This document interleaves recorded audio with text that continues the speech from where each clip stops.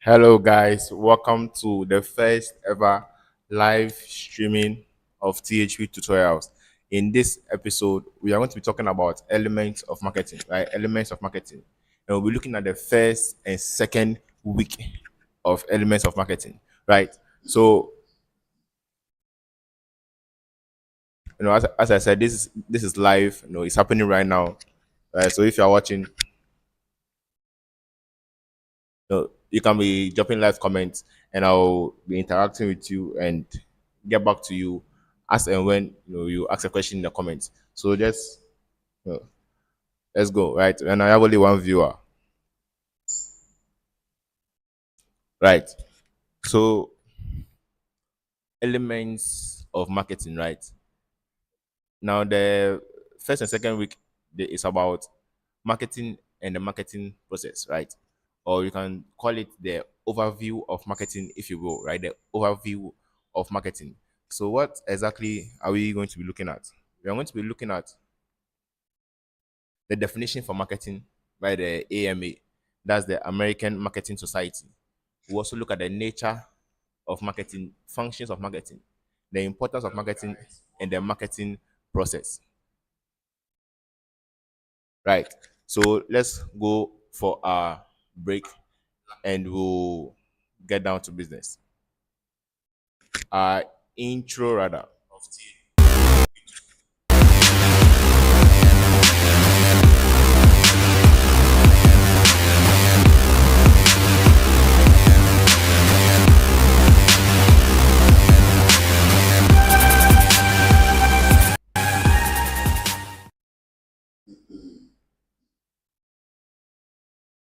All right, welcome back. Welcome back. So let's get down to business. Elements, right? Elements of marketing. Lecture 1 and 2. The overview of marketing. So as I said, back here, what the first thing we look at is the definition for marketing. So we have a definition here by the American Marketing Society. What is marketing? According to the AMA, marketing is the activity, set of institutions, process, set of institutions and processes for creating, communicating, delivering, and exchanging offerings that have value for customers, clients, partners, and society at large. Right now, this definition was approved in July 2013. So let's break it down as we always do with here at THP. So with every definition, we have what action words, right? So what are the action words here?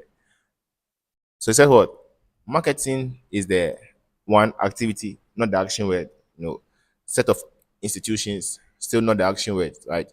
And processes. So look at these three things: activity, set of institutions, and processes for what?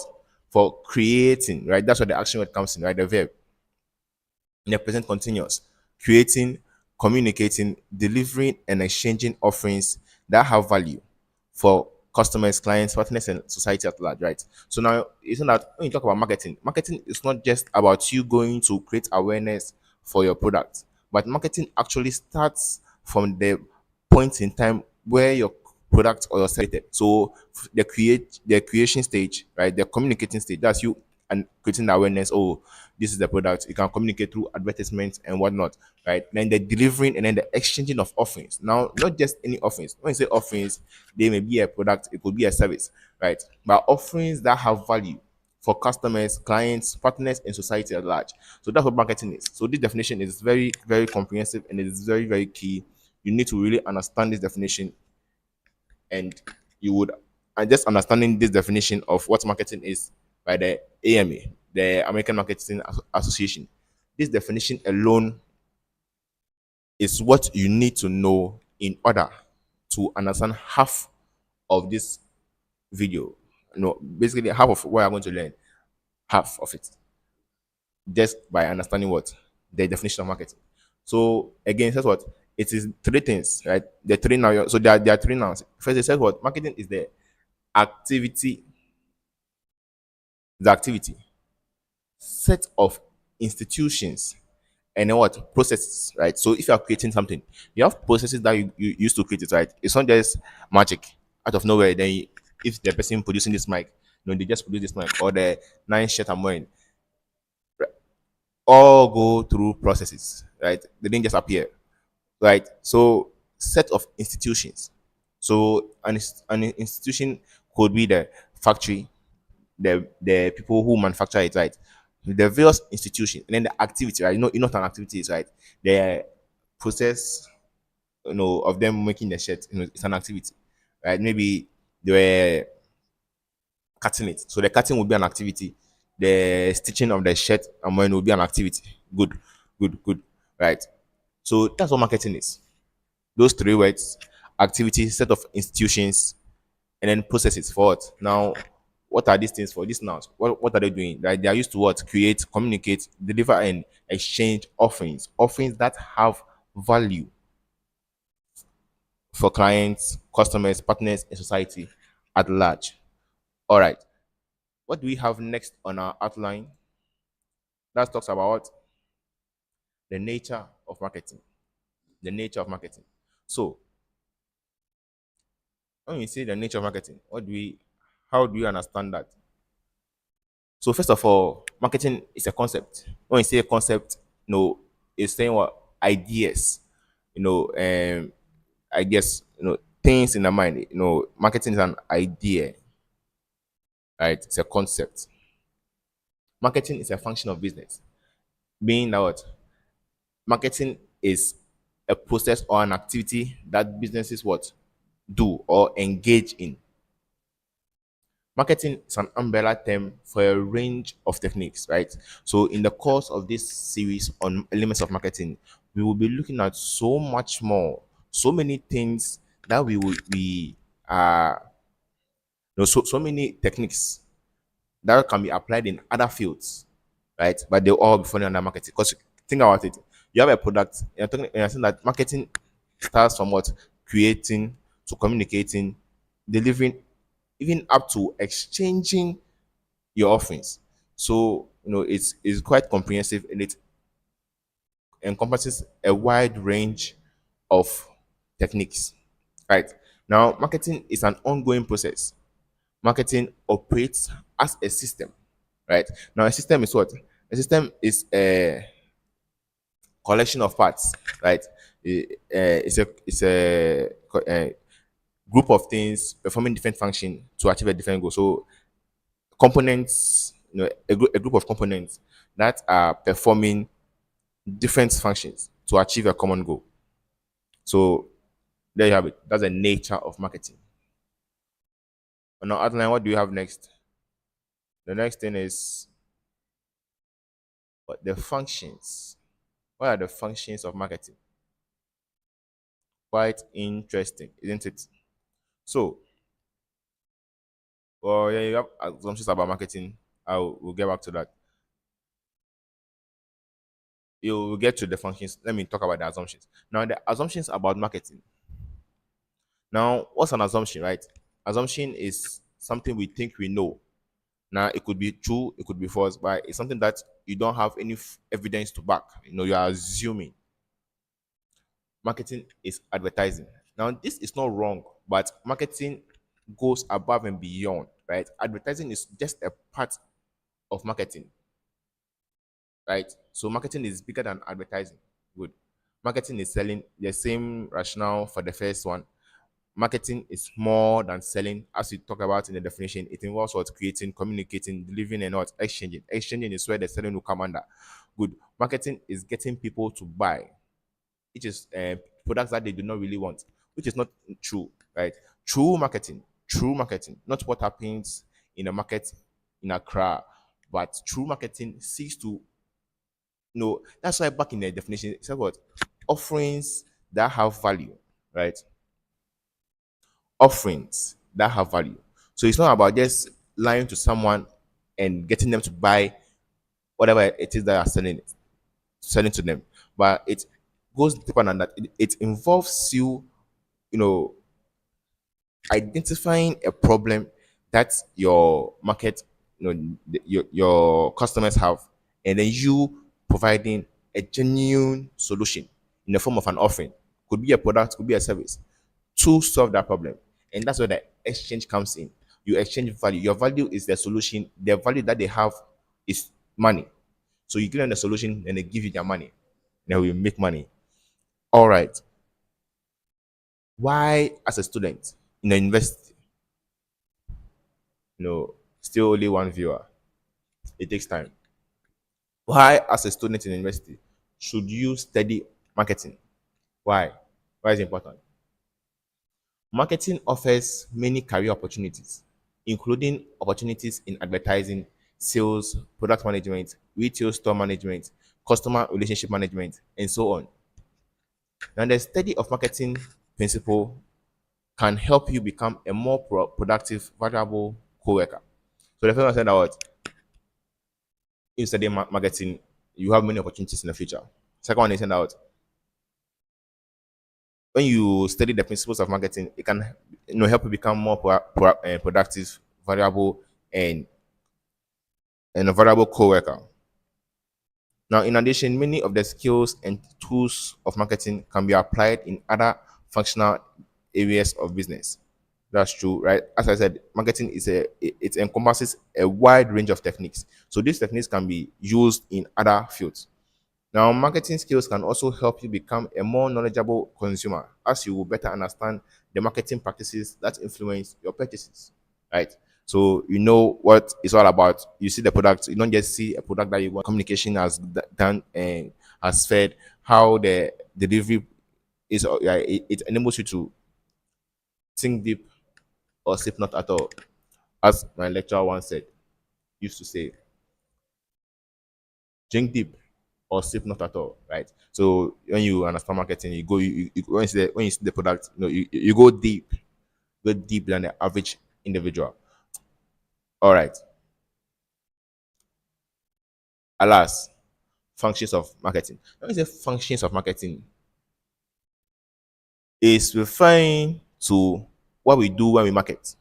Functions of marketing. Functions means what? Role, or so roles of marketing, right? What role does marketing play? Now, marketing, well, that's not what roles are involved in marketing, right? So marketing has a distribution role, there's a financing role, there's a marketing information management, there is product or service management, there's promotion, and there's selling, right? All these things will fall under some part in the creating, communicating, delivering, and exchanging offerings aspect of the definition, right? So before we continue, we go for a quick break and we'll be right back.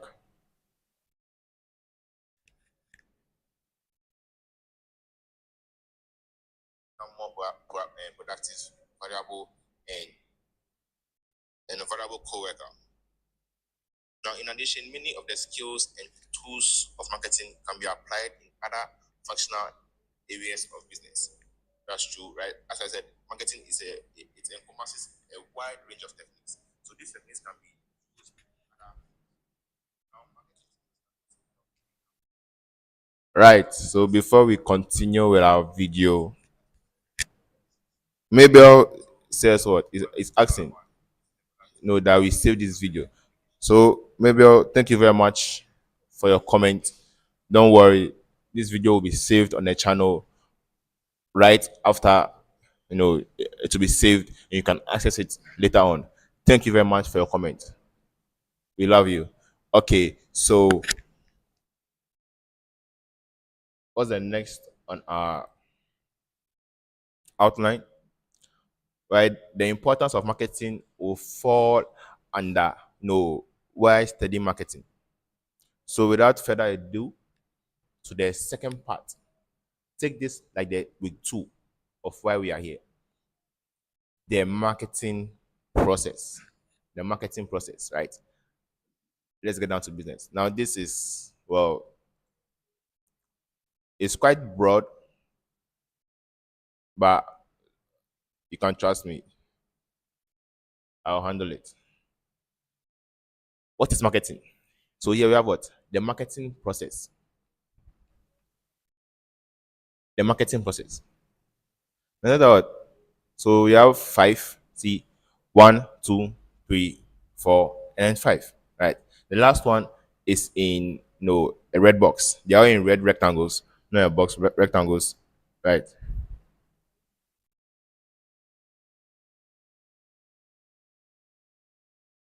Sure, sure. Maybe I was distracting me with another comment. Maybe don't worry, we'll sort you out. Okay, relax, calm down. All right. So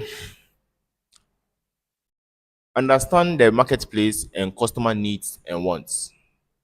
Design. So that's the first step, right? Understand the marketplace and customer needs and wants. You design a customer-driven marketing strategy. You construct an integrated marketing program that delivers superior value. You build profitable relationships and create customer delight. And lastly, you capture value from customers to create profits and customer equity, right? So I'll take you back to where? I'll take you back to the definition of marketing by the AMA, which said what? Marketing is is an activity, set of institutions, processes for what? For creating, communicating, delivering, and exchanging offerings that have value for your customers, your clients, your partners, and society at large. So this step is breaking down the marketing process is breaking down that definition basically. So he's saying that before you even say that I'm going to sell something, you must first sit down in your marketplace, right? You have to understand the marketplace and the customer needs and wants, right? What is a need? What is a want? If you know, you can write it down. You can give a comment, in the chat. We'll attend to you immediately. All right. So you have to understand the marketplace and the customer needs and wants. Moving on, you design a customer-driven marketing strategy. You construct an integrated marketing program that delivers superior value. So back, right. So now you understand the customer, you understand the marketplace, you understand what your customers need, you understand what they want. What do you do now? Now you're going to sit down and then you craft a value, right? Or a customer-driven marketing strategy, right? A strategy that's about your customers. And you say, okay, this is how I take their money. Because at the end of the day, that's what you want. You're looking for their money. But you're not going to take a gun and say, give me my money. Right? You're not going to wait in the night and you go and question them. No. You give them value and then they also give you their value. Right? So now you design the strategy, right? You design it very carefully. So okay, okay. No. Like my brothers out there, when you like the girl, you say no. First move, it didn't work. Okay, okay. I know what she wants. I know what she wants. Hmm. Psych. Nobody knows what women want. Good. Back to business. After you have your strategy down, what do? You construct an integrated marketing program that delivers superior value. Right? This is what the boys call the settings. But in the context of marketing, it is real. It is real. Don't go and do um, settings as marketing and be selling fake products. That's not good. That's why I'm here, right? So now you design a customer driven marketing, you design an integrated marketing program that delivers superior value. Meaning that what they want is you create something that will best satisfy their needs in comparison, or in opposition to your competitors. Right? That's your aim. So when that happens, you then take it to your market and you tell them your value proposition. All these things we'll talk about in the coming slides. And then you build a profitable relationship and create customer delight. Right? So you go to them, oh, okay. I realized that you had this problem. Okay, yes. Well, good news. There's a very good solution to that. Is cost effective. You won't have to spend much money on it. This is it, right? I realized that when you're doing your YouTube video, your voice wasn't loud and you had to be shouting, disturbing the whole place. So I've crafted this special, device that will enhance your audio transmission and it, right? I hope you got that. I was giving a scenario. And then when that happens, after you have created the light, so now they're excited. Oh, Charlie, Then if I get this microphone there, I won't be raising my voice crowd. I can be talking like this, and then the sound will be okay. Afa, what do you do next? You capture value from the customers to create profit and customer equity. So you don't just take the money one time, but you keep getting better and they keep coming back for more products. Right. So after me talking plenty, we'll go for another break and then we will we'll continue.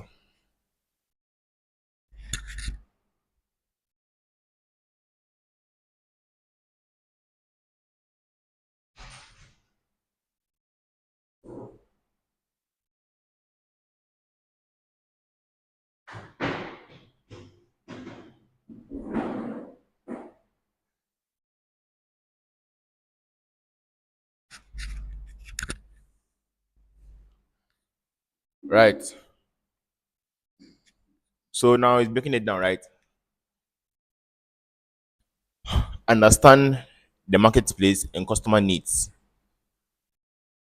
So here, under the first step, it's talking about needs, wants, and demands. Market offerings, right? As I said, product, services, and experience. That when you say market offerings, it can be a product, it can be a service. Value and satisfaction. So let me get into details at this point. So the first item here is what? Needs, wants, and demands. Now, a need is basically physical, social, and individual. It's something that they cannot do without, right? So need, it's a state of deprivation. So state of deprivation means that what? Something that you don't have. What you need is something that you don't have, right? So people need food, we need clothing, we need warmth, we need safety, we need belonging, affection, knowledge, and self-expression. Now this is it's another what? So something that is a need, right? People don't have a choice but to buy it. Now what is a want? Now a want is something that a want form that needs form that needs take as they are shaped by culture and individual personality. Right? So what's the difference between the need and the want? For instance, when you are hungry, you want food. So you need food, right? But based on your culture and your individual personality, you might want a certain type of food. Now bear with me for a second. If you are hungry and you need food, and I give you Gary, raw Gary, and you start chewing, you will definitely be your hunger will go down. I get me. But since you have your own personality, you have your own culture. When you are hungry, you might want to eat wache, and wele and egg, macaroni, salad, everything on it. Or you go to the gobe joint and you go and get your gobe and your plantain, right? So those are wants, right? You are hungry, you need food, but you don't need that specific food. Any food will be, unless you are allergic to it, any food would be able to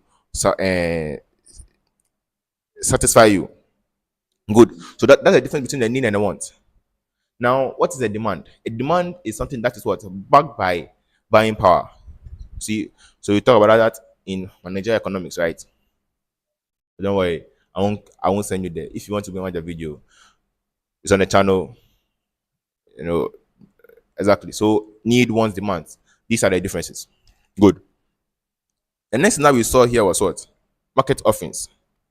We don't need to go over that, but we can talk about marketing myopia.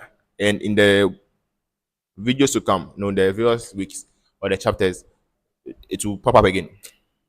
So marketing myopia is focusing only on existing ones and losing sight of underlying cost of consumer needs, right? So let's say I'm selling mobile phones, right? And I brand myself. I said I'm only selling iPhones, and I say, something, iPhone 14 is the latest on the market.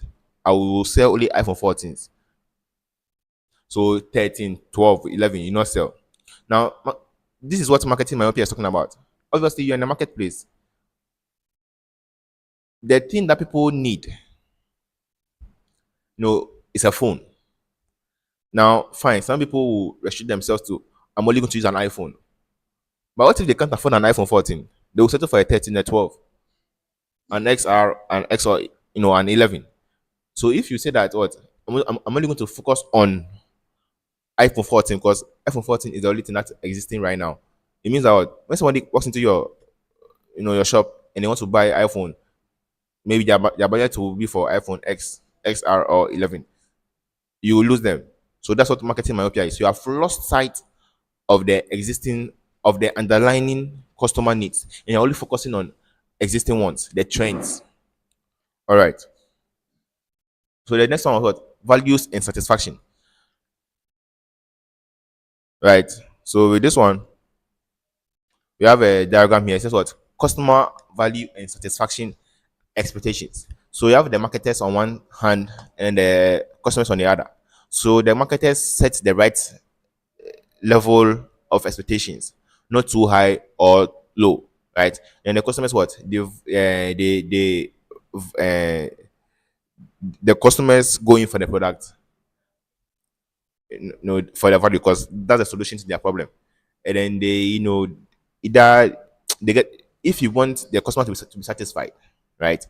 So it's saying that for you to establish or to get to satisfy your customers properly, what you as a marketer must do was what is to set the right level of expectations, not too low, not too high. So just leave them in the middle. So if you just force a little bit, you are you are there, right? It's like you are all going to write exams. The one will be like, me, I've not learned to not learned. I'm even afraid, right? So if you believe that person, we never believe those people. We know them on the street, right? But if you believe them, as and when the results come and you see, hey, 89 over 100, he said he didn't learn, right? So that's what I'm saying here. If you want to satisfy people, if you want to create value for them, you lower the expectation so that the least effort that you do, alpha, right? Good.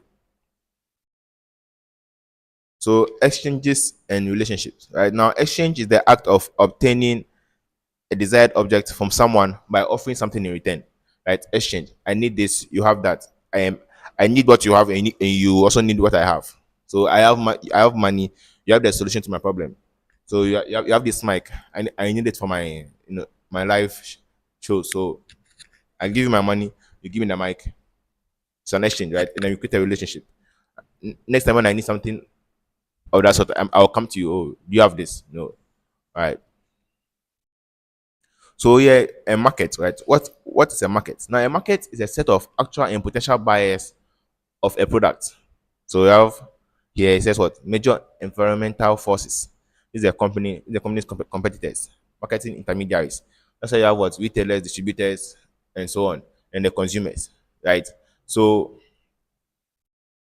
now a market, a market are a set of actual and potential buyers of a product. So this entire thing is a market, meaning that what these suppliers will sell to the company, to the companies, right? So because you are a company, you have competitors, you are all a company.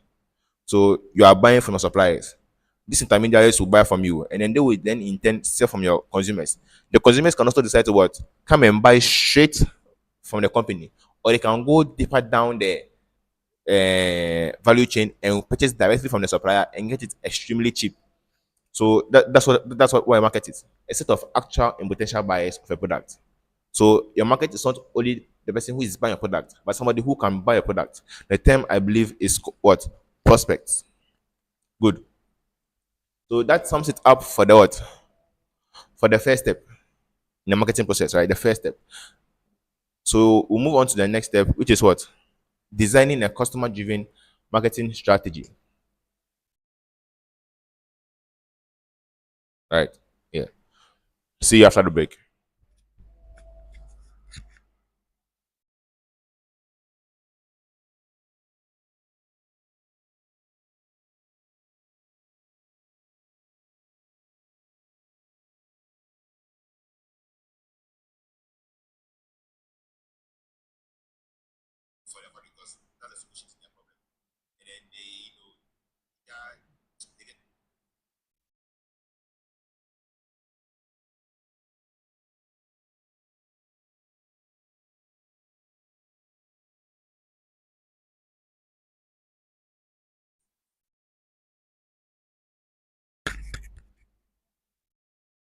All right, welcome back from that break. Let's move on with the third step, right? Designing a customer-driven marketing strategy. So what goes into that? So yeah, we look at what marketing management, and then we also look at marketing management orientations. Good. So marketing management is the art and science of choosing target markets and building profitable relationships with them. Right? Is the art and science of choosing markets and building profitable relationships with them. So when we talk about managing your markets, there are two questions involved. What customer what customers will we serve? And how can we best serve these customers? Right? So back to the definition, it's what the art and then the science. What is it the art and science of? No, so it's the art and science of choosing your target market, right? Target market means what? In every market, there are segments. Your target market is a segment that you are going after. So maybe you have a segment, the people in your market, you have married women, you have university girls or university boys, you have boys, you have girls, right? So who are you going after? Who are you going after with your product, right? The sanitary pad company will not go after men; they'll go after the women. So that's a target market, right? So we are serving women. How best can we serve them? Exactly. So that's what marketing management is. Now, in doing that, right, in you choosing your target market and you identifying how best you can serve them, we can break those down into two. So for the first one, the what customers will we serve? It translates to two things: market segmentation and target marketing. Market segmentation refers to what? Dividing the market into segments of customers. Now, target marketing refers to which segments to go after, right? So I'll set the board up and give a little illustration, to make it more visual. So break.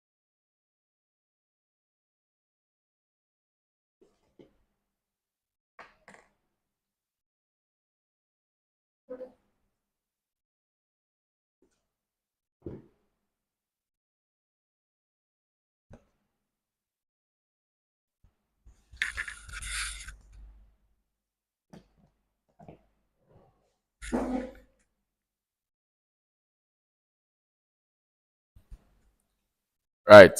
So welcome back. Now this is your market. Don't worry, I'll show it to you. Don't worry. Right, this is your market. A. Maybe you are selling what do you want to sell? Microphones. Right. So our product is microphones. Let me just say mics. Right. I'm selling mics. Very good. So this is your entire market. This is the set of potential and actual buyers of your product. Right? The potential and actual buyers of your product, of these mics that are buying. So in your market, there could be men, there could be women, right? Now, what you're doing now is that you're trying to segment segment our market. So we are trying to segment our market to find out who can buy our product more. Like, not who can buy our product, but you're trying to know what our market is made up of. So it could be men, it could be women, and you could have what? Content creators, right? Maybe say, okay, you can say what? Event planners, right? Event planners, or celebrities, or celebrities, or journalists. So you then segment your market. Right? So this could be men. That doesn't make sense. So let them say that customer, right? This could be event planners, right? This could be university university students. This could be journalists, SJ, and then what else? And teachers. So the question is what? Now we have segmented our market. Let's go back to our slide for a second. After having segmented our market, what are we trying to do? We are trying to now what? Then the next step is what? Target marketing. So we refer to which segments to go after. So this segment that we have, right? Which one would we go after? Which one would we go after? Right? So we say, oh, okay, we'll go after content creators, we'll go after event planners, we'll go after journalists, right? Because these are people who definitely need a mic or would use a mic, right? Exactly. So moving on. Now the value proposition. So market segmentation and target marketing are answering the first question, which is what? What customers will we serve? Now, what do we do next? The next thing is what? How best can we serve them? So that's what the value proposition comes in. The value proposition is what is the set of benefits or values a company promises to deliver to customers to satisfy their needs. Exactly. So okay, these are markets they will write for 30 hours. If they get dry, when you close them, um they'll regenerate the ink. So it's a lifetime marker. So buy this marker and you never waste money again. This marker is selling at what? 1,000 Ghana cedis, right? So that's your value proposition. Spend 1,000 Ghana cedis now and never buy a marker again, right? So that's a lie, but so everybody and their product and their value proposition, how best I will serve you, how I will do better than the other people who are selling what I'm selling, why you should choose me over them. That's your value proposition. Now we have what? Marketing management orientation, right? So now you are you have your customers, you have done your segmentation, you now have your target markets, you now have your value proposition. Now what is your marketing management orientation? Where are you standing from to go into your market, in your interaction or your management of your market? How, what's your orientation, right? What are you falling back on? What is that ideology that you have that you are using to sell your product? The first is what? The production concept. Now, the production concept is the idea that customers will favor products that are available or highly affordable. So you can put that in your mind that okay, going into my market, I would always produce or bring supply products that are available or highly affordable, and because I believe that that's what is going to bring him is going to bring in more money for me, right? Good. Then there's the product concept. Now the product concept says what? The idea that consumers will favor products that offer the most quality, performance, and features that the organization must keep up, right? So products that offer the most quality, performance, and features. So that's another orientation. Okay, you know, let's not focus on just products that are highly affordable. It's not even that. We are going to make sure that our products are very durable, they are high quality, and they perform so well, and their features are always meeting the taste and preferences of our customers. And then you go like, oh, okay. So this is what we are about, being unique, right? Now there you have the selling concept. And the selling concept says what? Um, it is the idea that customers will not buy enough of the firm's product unless it undertakes a large scale selling and promotion effort. So these are the people who believe that oh, in order for us to sell our product, it's not just about being, what we must do is we must always sell on a large scale, and we must always you know be running promotions, buy one get one free, right? That kind of things, right? Good.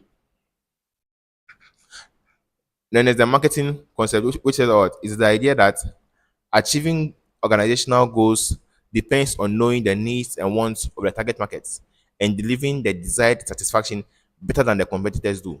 So with this one, it's saying that we are not really going to focus too much on the production concept or the product concept or the selling concept. But what we need to do is we need to just sit down and make sure that the customers, we have an intimate relationship with them and we know them so well and we are always studying them that as and when their taste change, we'll be there and we'll deliver exactly what they want down to the letter. And the way we'll do it, it will be in a way that our product will be different from our competitors, and we will always you know patronizing us and coming to us first, and we will retain them. That's what the marketing concept is about. And now the societal concept, and that says out it is the idea that a company should make good marketing decisions by considering customers' wants, the company's requirements, the customers' long-term interest, and then society's long-run interest. Exactly. So this is saying that it's not even about the quality. It's not even about your promotion. It's not even about you running you achieving your goals or you knowing your customers. But what you must make sure that you're always doing is that whatever law that the company has to abide by, you are abiding by that law. You're not doing anything illegal. You are always ensuring that in the long term you have the best interest of not just your consumers but also society at heart, and that's the best way for us to manage our market. Now, bear in mind, a company cannot adopt all of this concept. That okay, what in managing a market to use all the concepts. You can't do that. You cannot do that. You can take one. It's best to take one or take two that do not contradict each other. For instance, you can go with highly affordable. No, they all stand on your own. So, right, feel free to try what you want to do, but it's always going to be one of them. Now, right, so these are just the explanations that I was talking about. Let me slow down. So maybe you pause if you want to write something. Now, there's a diagram here, right? So see, you have what societal marketing concept. The last one that we spoke about, long and consumer and society's long-term interest, and the company requirement. It's all here. But this one is saying out consumers want satisfaction, the company wants profits, society, human welfare. That's a triangle under which the societal concept operates under, right? So you maintain human welfare, you satisfy your customers, and then we make money. Excellent. Let's have a quick break, and then we'll move on to the. Right, this should be the next. That's the next step in the marketing process, which is what to construct an integrated marketing program and plan that delivers superior value. See you after the break.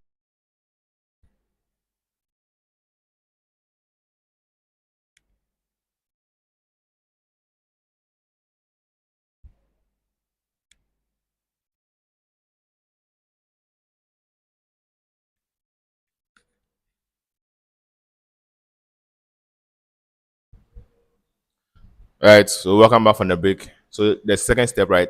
That's the to construct or so yes, this is what preparing an integrated marketing plan and program that delivers superior value. So yeah, we talk about two things: the marketing mix and then the integrated marketing program. So the marketing mix is where you have the four P's, right? Product, price, promotion, and place. We will have videos on each of these P's, so don't worry about it. So, but I said that the four P's the marketing mix or the four P's are a set of tools the firm uses to implement its marketing strategy. Right. This is a slide. I apologize for that. So like marketing mix, those are the four P's. that a firm uses to what implement its marketing strategy. Then there's what integrated marketing program. Now it is a comprehensive plan that communicates and delivers the intended value to customers. Right? It is a comprehensive plan that communicates and delivers the intended value to chosen customers. So there you have that, right? Good. So that's it for the third step. And the fourth step is about what? Now that you have your plan that is going to deliver, I apologize for the noise. So now that you have your plan that is going to deliver, you know, the superior, you have the program that is going to deliver superior value. What do you do now? You move on to the fourth step, which is what? Building customer relationships. Right. So here we look at concepts like CRM and PRM. The CRM is what? Customer relationship management. And then the PRM is partner partner relationship management.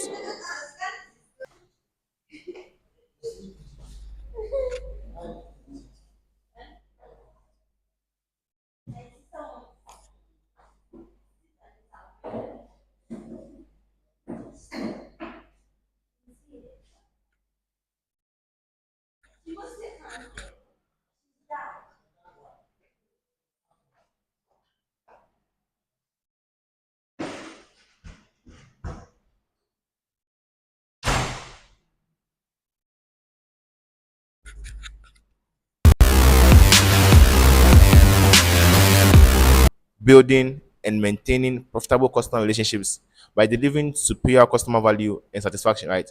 So when you talk about managing your relationship with your customers, you are trying to one deliver superior customer value and satisfaction. And you're going to do that by building and maintaining, right? The keyword is what? Building and maintaining. You don't just create it, but you maintain it, right? So you build and you maintain customer relationships, right? Relationships with your customers that are going to be profitable. And they're going to be profitable because what? You are going to deliver superior customer value. You're going to satisfy them, right? In delivering the value, they also give you their value. And that's where the profitable aspect of it comes from, right? Profitable relationship. Good. Now, you know, I want to, this one will be a bit confusing, right? Because you have customer relationship management. When you get over here to, you have what? Okay, basic relationships and then full partnerships. We'll get to that. Anyway, so under this, you have customer perceived value and then customer satisfaction. Good. Let me get back. You see over here, this point. Overall process of building and maintaining profitable customer relationships by delivering superior customer value and satisfaction. So superior customer value and satisfaction. Now, in this next slide, it's explaining that. So there's customer perceived value and there's customer satisfaction. It's saying that customer perceived value is the difference between total customer value and total customer cost. Again, when you talk about customer perceived value, right? Perceived is the value that you know the you perceive from your customers. So total customer value and the total customer cost. So if it cost 200 Ghana cedis to make this mic, right? And then I buy it for 250 Ghana cedis. The customer perceived value will be what? The 250 minus the 200. The value, the consumer value minus and the customer cost. And that will be the customer perceived value. Now, no calculation. There's no calculation in marketing. No, so you just have to understand that concept. When you say what? The customer perceived value, the difference between what? The value of the customer and then the cost of the customer. What it costs you to get the customer and what the customer gives you in return. That's the perceived value. Customer satisfaction. It is the extent to which a product's perceived performance matches a buyer's expectation.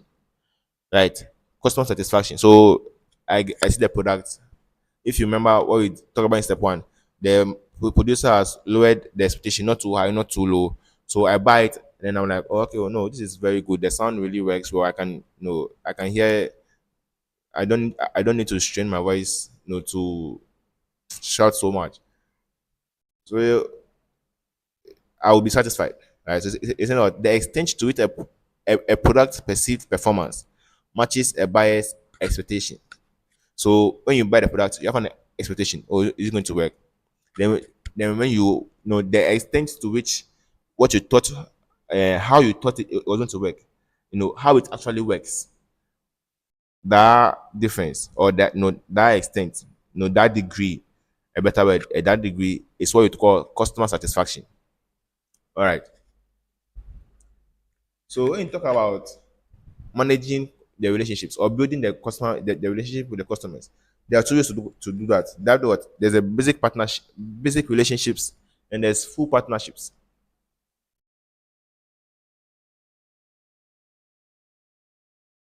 Manage relationships. So that's like CMR, right? Customer manage relationships, and that's, yeah, I have that here. Sorry for the miss. So when you talk about customer managed relationships, is what it's speaking to the marketing relationships in which the customers, empowered by today's new digital technologies, interact with companies and with each other to shape their relationship with their brand, right? So you're speaking about using social media and this interactive website to build the relationship with their customers, right? Nowadays you have businesses on social media, right? Kivo, banks, it's a whole lot. Everything is now using the internet.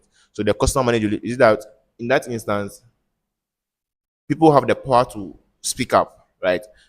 They can say that, oh no, this and that happened. Like, no, this I bought this product and then it didn't work. It was fake. It fell apart, right? So in that instance, the customers are managing the relationship because they have a voice. So if you do good, you get better. Your reputation grows bigger. If you produce inferior goods and you're always not satisfying the customers, what obviously you lose your reputation if you have any to begin with. And there's what partnership relationship management, and that's speaking to working closely with partners in other company departments and outside the company to jointly bring greater value to customers, right? So it's speaking about that every organization has functional areas. There's various departments. So it's saying out the company's department and then outside. So outside will be what? Their suppliers, their customers, and so on. All of them working together, hand in hand, to what? To hand in hand to build a relationship with the customers. And they are in that instance are doing that by creating greater value for them. Very good. When you are valuable to someone, you create a relationship because they tend to like you more, right? Now, our last step, which is what? Now, after you have done all this, you have established your profitable relationships with your customers. What you do now is you capture value from your customers to create profit and customer equity, customer and lifetime value. And he said the value of the entire stream of purchases that the customer would make over a lifetime of patronage. So you are selling mics. So let's say customer A lifetime purchases from your company. That total figure, anything that has bought from you, that's what the customer lifetime value is. And then you have what share of customer. Share of customer is saying that the company's revenue. Let's say in a year like this, let's say a rich man is responsible for 50% of the company's revenue from their sales. You know what? All the things that they are selling and the money that they got from their sales, it came from like that this person. So someone's own can be 1%, 0.01%, someone's own can be 20%. So you're saying that what each customer and what they contribute to your revenue. Or in this case, it's saying what it is the portion of the customer's purchasing that the company gets in eight product categories. So let's say that this microphone they sold 100,000 of this, and then I alone have bought 10,000. So 10,000 out of that 100,000, that's my share. But of course, in business, we'll be using figures like not figures, monetary units. So let's say 100,000 mics is worth 1 million. So 10,000 mics will be worth 100 Ghana, 100,000 Ghana cedis. Then again, remember, marketing is all about numbers. So don't bother share with the customer. And then customer equity. Now, customer equity is speaking to the total combined lifetime values of all of the company's customers. So it's saying that with that one, all the customers that you have, all the money that they put into their business by their their purchases, that's the customer equity. Good. So how can a business build customer equity? So yeah, what you have, they must have the right relationships with the right customers, and it involves treating customers as assets that need to be managed and maximized. So, right? So you don't play with you don't play with your customers. You always find ways to improve your relationship with them, and you always find a way to increase your customers. That's where the maximization is speaking to, and you're always satisfying their needs, so you retain them. And then it says what different type of customers require different customer relationship management strategies. So every customer is unique, and you have to find a way to group them into their various segments or categories and see how best to serve each of them. Good. Now we also look at what capturing value from customers. How do you capture value from customers? How do you get money from them?